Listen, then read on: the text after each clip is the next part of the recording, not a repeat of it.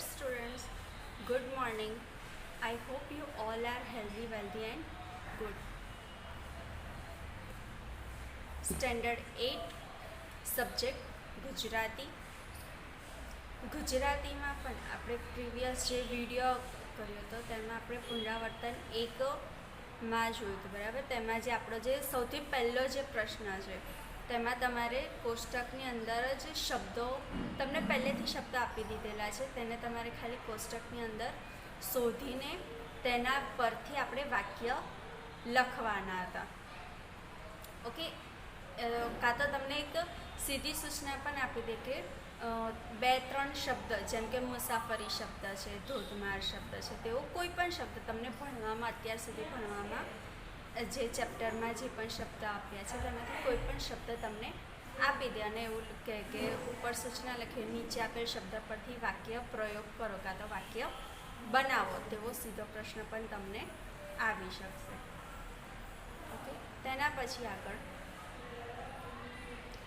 પ્રશ્ન 2, સૂચના કઈ છે? નીચે આપેલ પ્રશ્નોના જવાબ આપો. હવે સૌથી અગત્યની સૂચના કે જ્યારે તમને પ્રશ્નોના જવાબ આપો એટલું કીધું હોય તો તેમાં તમારે 2 થી 3 વાક્યના પ્રશ્નોના જવાબ જ લખવાના હોય છે. તે સિવાય એક વાક્યમાં તમને ઉપર સૂચના મુજબ કે નીચે આપણે પ્રશ્ન જવાબ 1 કે 2 વાક્યમાં લખો તો તમારે એ રીતે જવાબ લખવો પડશે. તેના પછી ત્રીજો જે આપણો પ્રશ્ન છે કહો છે તમારી શાળામાં લખાયેલા 5 ભીત સૂત્રોની યાદી કરો. ઓકે, લાસ્ટ લેક્ચરમાં આપણે આ ભીત સૂત્રો પણ જોયા હતા, બરાબર ને? કે આજના લેક્ચરમાં ખાલી આપણે એકવાર બીજી વાર સેન્ટેન્સ રિપીટ કરી દઈએ. તો જો સૌથી પહેલું જે આપણે વાક્ય કીધું હતું તે કયું હતું? વિદ્યાનું ફળ ઉત્તમ ચારિત્ર્ય અને સદાચાર છે. ઓકે, પહેલું વાક્ય આપણું કયું લખાશે? વિદ્યાનું ફળ ઉત્તમ ચારિત્ર્ય અને સદાચાર છે. તેના પછી આપણું બીજું વાક્ય, શાળા અમારી તીર્થભૂમિ છે જ્યાં જ્ઞાન ગંગા વહે છે. કે શાળા જે છે તે શું છે? તીર્થભૂમિ એટલે એક મંદિર સમાન છે અને જ્યાં જ્ઞાનની ગંગા મતલબ કે ત્યાં તમને શિક્ષણ આપવામાં આવે છે જે તમને આગળ જતાં મદદરૂપ થશે. તો અહીંયા જ્ઞાનની ગંગા વહે છે. તેના પછી ત્રીજું વાક્ય આપણું કયું લખાશે? વિચાર કરવાની કળા એટલે કેળવણી. આપણે જે શિક્ષણ મેળવીએ છીએ તેનાથી આપણા વિચારોમાં શું થાય છે? વધારો થાય છે. આપણને નવું જ્ઞાન મેળવવામાં મદદરૂપ થાય છે અને કશું પણ નવું રચવામાં પણ આપણને આ વિચારો મદદરૂપ બને છે. તેના પછી નેક્સ્ટ સેન્ટન્સ, પુસ્તકો જાગ્રત દેવતા છે, તેમને સેવીને તરત વરદાન મેળવો. હવે પુસ્તકો જે છે, પુસ્તકોથી આપણને ઘણું બધું જ્ઞાન મળતું હોય છે શાંતિથી. ઓકે, તો અહીંયા પુસ્તકોને દેવતા જેવું ગણવામાં આવ્યું છે અને તેમના સેવનથી મતલબ કે પુસ્તકો વાંચવાથી આપણને તેમાં રહેલું જ્ઞાન આપણે અંદર ગ્રહણ કરવાનો આપણને એક મોકો મળે છે. તેના પછીનું નેક્સ્ટ સેન્ટન્સ, સ્વાશ્રય અને સંયમ એ ચારિત્ર્યના 2 ફેફસા છે. સ્વાશ્રય અને સંયમ એ ચારિત્ર્યના 2 ફેફસા છે. ઓકે, તો આટલા સેન્ટન્સ અહીંયા ભેદ સૂત્રોમાં આપણે લખીશું. તે સિવાય તમને જે પણ કોઈ સુવિચાર કે એવું કશું પણ યાદ આવતું હોય ગુજરાતી ભાષામાં, ઓકે, તો એ તમારે અહીંયા લખવું હોય તો તમે લખી શકો છો. બીજી એક અગત્યની સૂચના કે જ્યારે આપણે ગુજરાતીનું પેપર લખતા હોઈએ ત્યારે ઉપરની લીટીને અડાડીને લખવું જરૂરી છે. કેમ કે આ ભાષા જ આપણી ગુજરાતી છે એટલે. ચલો, તો આજનો આપણો જે મુખ્ય જે ટૉપિક છે તે ક્વેશ્ચન નંબર 4. ક્વેશ્ચન નંબર 4માં સૂચના કઈ છે? નીચે આપેલ ફકરાનો યોગ્ય વિરામ ચિહ્નો મૂકો. ઓકે, અહીંયા વિરામ ચિહ્નો તમને પૂછ્યું છે. સાદું આપણે એવું કહીએ કે વાંચતી વખતે કાં તો બોલતી વખતે આપણે જ્યારે ઝડપથી બોલતા હોઈએ છીએ ત્યારે સામેની જે વ્યક્તિ છે જેને આપણે આપણી વાત રજૂ કરીએ છીએ તેને વાત સમજવામાં શું થાય છે? તકલીફ થાય છે. અહીંયા ફટાફટ એક વાક્ય હું વાંચવાનો પ્રયત્ન કરું તો, જો આ યજ્ઞમાં તું એકલી જ મારી સાથે છો એટલે દિલ્હીમાં હું પહેલો વહેલો જાઉં છું. મેં નોખાલી જતા તો નિશ્ચય કર્યો હતો કે ત્યાં જ કરવું અથવા મરવું અને સાથીઓને છૂટા કર્યા, પણ તને મારા આ યજ્ઞમાં ભાગીદાર બનવા માટે મેં રજા આપી, તું સાથે જ રહી. એટલે હવે જો આટલું ફટાફટ મેં વાંચ્યું અને બીજી વાર મેં વાંચ્યું છે કે જો આ યજ્ઞમાં તું એકલી જ મારી સાથે છો એટલે દિલ્હીમાં હું વહેલો જાઉં છું. ઓકે, તો સૌથી પહેલાં મેં બોલ્યું અને અત્યારે જે બોલ્યું તેમાં કંઈક ફરક જોવા મળે છે. ઓકે, તો એવી રીતે જ અહીંયા વિરામ ચિહ્નનો ઉપયોગથી આપણે સારી રીતે વસ્તુને કાં તો જે પણ લખ્યું છે તેને ઘણી સારી રીતે આપણે ઓળખી શકીએ છીએ કાં તો જાણી શકીએ છીએ. તો જો અહીંયા સૌથી પહેલાં આપણે ફકરો છે તો ફકરાનો શરૂ થતાની સાથે જ આપણે તેની ઉપર ઓકે તેમાં ચિહ્ન આપણે લગાવીશું. જેમ કે જો પછી આપણે અલ્પ વિરામવાળું ચિહ્ન લગાવીશું. તેના પછી વિરામ ચિહ્નમાં બીજા કોનો સમાવેશ થાય છે? એક તો ક્વેશ્ચન માર્ક આવી જશે, પછી ઉદ્ગારવાચક જે ચિહ્ન છે તે ઉદ્ગારવાચક ચિહ્ન આવી જશે. તેના પછી આપણે જેને અલ્પ વિરામ કહે છે ઇન્વર્ટેડ કોમા. ઓકે, આ સિંગલ ઇન્વર્ટેડ કોમા અને આ ડબલ ઇન્વર્ટેડ કોમા. ઓકે, તો તે આપણા અમુક જે વિરામ ચિહ્નો છે જેની માહિતી તમે આગળ મેળવી લીધી છે. ઓકે, તો જો આ તમારું ચોપડીમાં સાદો પેરેગ્રાફ છે. તેના પછી અહીંયા જુઓ આ જે છે તમારો જે પેરેગ્રાફ પુસ્તકમાં આપેલો છે તેનો જ અહીંયા જવાબ તરીકે અહીંયા તમને બતાવવામાં આવ્યો છે. તો જુઓ અહીંયા જો પછી અહીંયા એક અલ્પ વિરામ મૂકવામાં આવ્યું છે. તો તેના આગળ ધીમે ધીમે તમે જેમ જેમ વાક્ય વાંચશો તેમ તેમ ખબર પડશે. અહીંયા સાથીઓને છૂટા કર્યા, આ જે વિરામ ચિહ્ન છે તેનું નામ કયું હશે? પૂર્ણ વિરામ. પૂર્ણ વિરામનો મતલબ શું થશે કે આપણું વાક્ય પૂરું થઈ ગયું છે. જેમ કે મારું નામ અંકિતા છે, હું રોયલ સ્કૂલમાં ભણાવું છું. ઓકે, તો અહીંયા બે જે વાક્ય છે તે બે વાક્યને જોડવા માટે કાં તો આપણે અલ્પ વિરામ લગાવી શકીએ અને આપણું જ્યારે વાક્ય પૂર્ણ થાય તેના પછી આપણે પૂર્ણ વિરામ લગાવી દઈશું.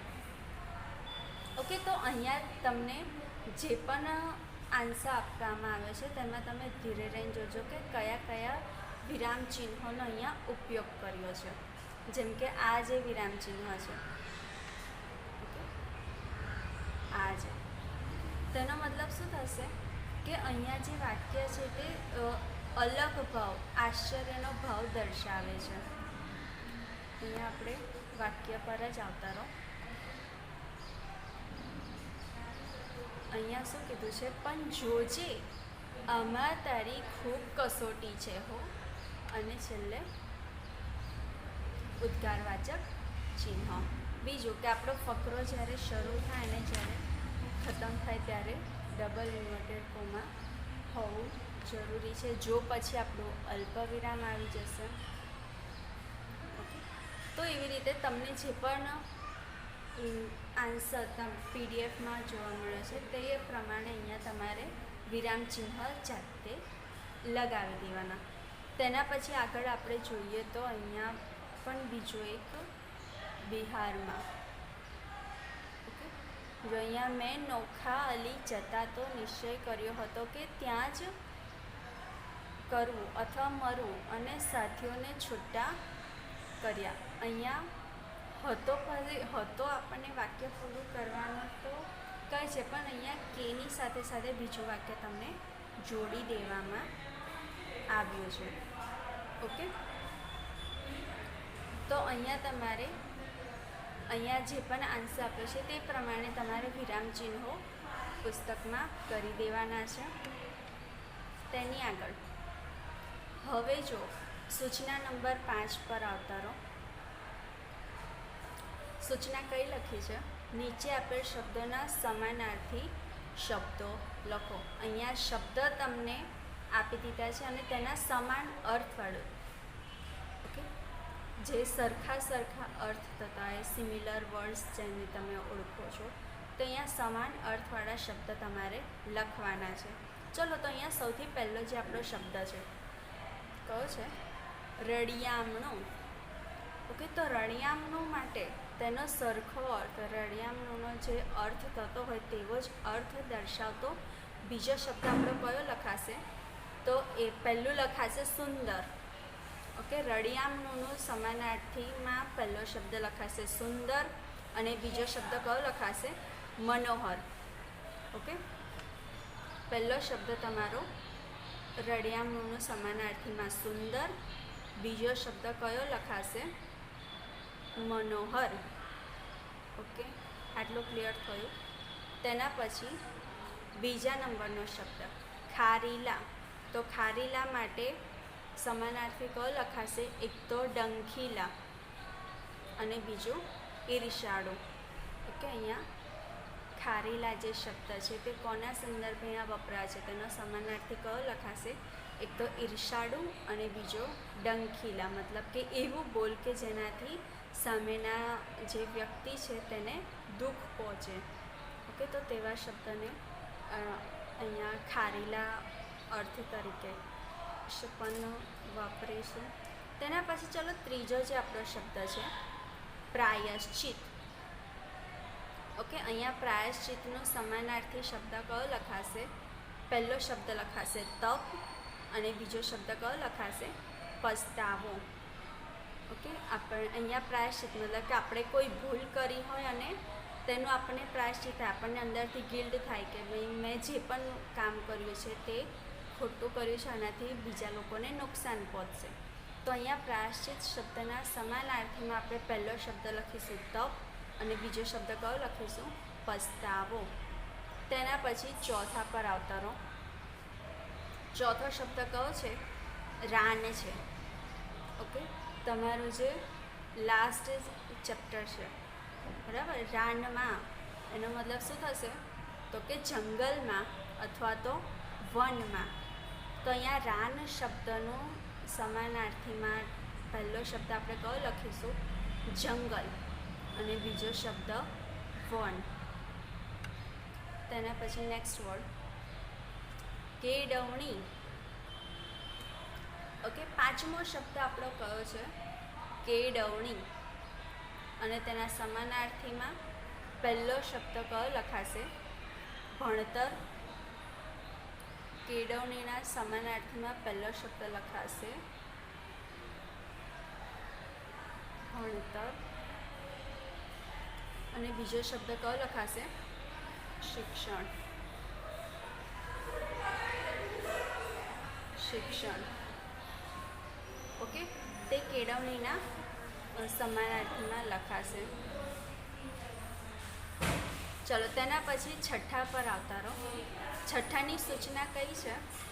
સૂચના મુજબ કરો. નીચે તમને 4 પ્રશ્નો આપી દીધા છે અને ચારે 4 પ્રશ્નોમાં તમને અલગ અલગ વસ્તુ કીધું છે કે તમારે કઈ વસ્તુ, કયું ઇન્સ્ટ્રક્શન ફોલો કરવાનું છે.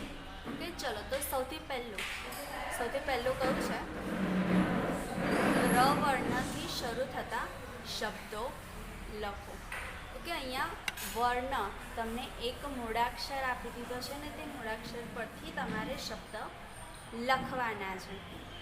જેમ કે ર પરથી આપણે શબ્દ લખીએ તો પહેલો શબ્દ તમને અહીંયા જ આપી દીધો છે, રાન શબ્દ છે. તેના પછી આપણે બીજો શબ્દ હોય તો રાની શબ્દ આપણે લઈ લઈએ. રસોડું શબ્દ એક ર પરથી બનશે. તે સિવાય રોટલી શબ્દ, રાયતું, રસ, રઘવાટ, રંગીન, રમૂજ અને રમતિયાળ. ઓકે, ર પરથી આપણે કોઈ પણ, મતલબ કે જરૂરી નથી કે મેં જેટલા શબ્દો કહું એ શબ્દ સિવાય તમે બીજા શબ્દ ના લખી શકો.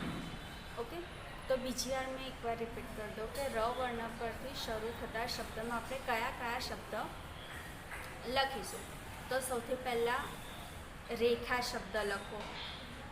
તેના પછી રસોડું.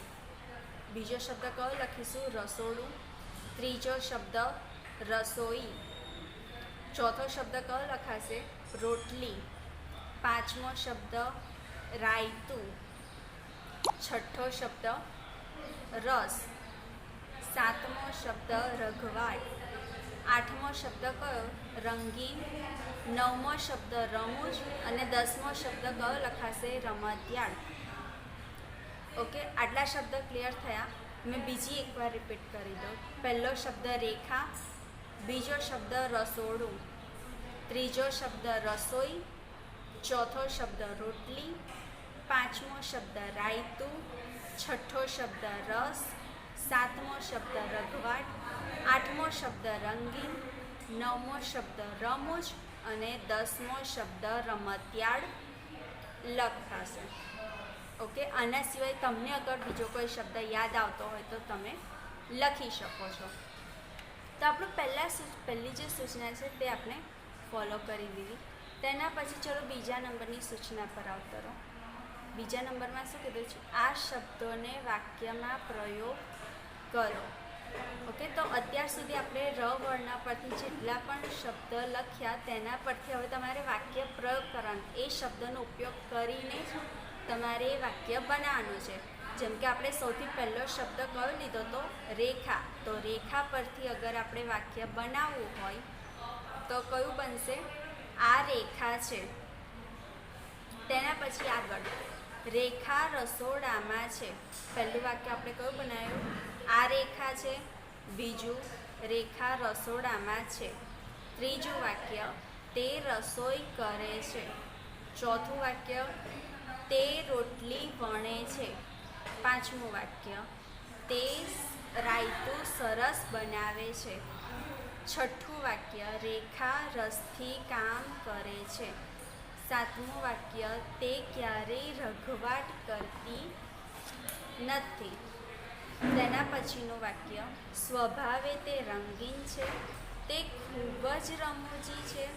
તે સિવાયનું આપણું છેલ્લું જે વાક્ય છે તે કયું લખાશે? જો કે મોટી હોવા છતાં થોડી રમતિયાળ છે. ઓકે, તો અહીંયા આપણે પહેલાં આપણે ર પરથી શબ્દ લખ્યા. હવે તેના પરથી આપણે વાક્ય લખીશું. ઓકે, તો જો પહેલું વાક્ય આ રેખા છે. બીજું વાક્ય રેખા રસોડામાં છે. ત્રીજું વાક્ય તે રસોઈ બનાવે છે. ચોથું વાક્ય કયું લખશે? તે રોટલી વણે છે. તે રાયતું સરસ બનાવે છે. રેખા રસથી કામ કરે છે. તે ક્યારેય રઘવાટ કરતી નથી. તેના પછીનું વાક્ય સ્વભાવે તે રંગીન છે. તેના પછીનું વાક્ય તે ખૂબ રમૂજી છે. તેના પછીનું છેલ્લું વાક્ય આપણું જો કે મોટી હોવા છતાં થોડી રમતિયાળ છે. ઓકે, આટલે સુધી ક્લિયર થયું. તેના પછીનું વાક્ય આપણે કયું લખીશું? પહેલાં આપણે 10 શબ્દ લખી કાઢ્યા, તેના પછી 10 વાક્ય લખી કાઢ્યા. હવે આપણે આ વાક્યોના સંજ્ઞા નીચે લીટી દોરો. ઓકે, આપણે જે પણ વાક્ય લખ્યા તેમાં હવે આપણે સંજ્ઞાનો ઉપયોગ કરવાનો છે. ઓકે, તો આજના લેક્ચરમાં આપણે ખાલી આટલું જ રાખીએ. તમારે આજે શું કરવાનું છે? સૌથી પહેલાં તો આપણા વિરામ ચિહ્નોવાળો જે ફકરો છે તે ફકરો કમ્પ્લીટ કરવાનો છે વિડીયોમાં જોઈને. તેના પછી સમાનાર્થી શબ્દો મેં તમને કહી દીધા છે. તે સિવાય તમારી પુસ્તકમાં પણ એ આપી દીધેલા છે. ઓકે, અને એના પછી આપણે ર પરથી શબ્દ અને એ શબ્દ પરથી વાક્ય તમારે જાતે બનાવવાના છે, અથવા તો મેં જે શબ્દ તમને કીધા છે તે શબ્દ તમારે લખીને તેના પરથી વાક્ય લખવાના છે. ઓકે, તો આજના લેક્ચરમાં આપણે ખાલી આટલું જ જોઈશું. તેના પછીનો જે નેક્સ્ટ લેક્ચર થશે તેમાં આપણે કયું કરીશું? જે પણ આપણે વાક્ય લખ્યા છે તેમાં આપણે સંજ્ઞા ઉમેરીને વાક્ય લખીશું અને જે પણ આપણે